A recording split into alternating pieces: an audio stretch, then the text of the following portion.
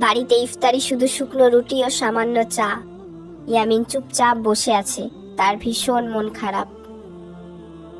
কষ্ট পেও না বাবা ইয়ামিন, রমজান মাস শুধু খাবারের জন্য নয়, রমজান মাস হচ্ছে ধৈর্যের মাস। নিশ্চয়ই আল্লাহ তোমাকে এর উত্তম প্রতিদান দিবেন, ইনশাআল্লাহ। ইফতারের জন্য আমার মন খারাপ নয় মা, আর কিছুদিন পরই তো ঈদ। আমার কি একটু নতুন জামা হবে না মা?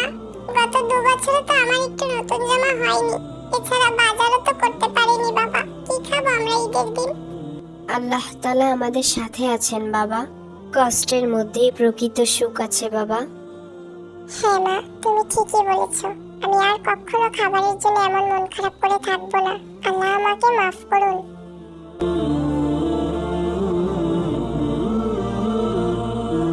রাতে সেহেরিতে কিছুই নেই, শুধু পানি খেয়ে ইয়ামিনের বাবা ও মা রোজা রাখলো। ইয়ামিনের বাবা আড়ালে দাঁড়িয়ে চোখের জল ফেলতে লাগলেন।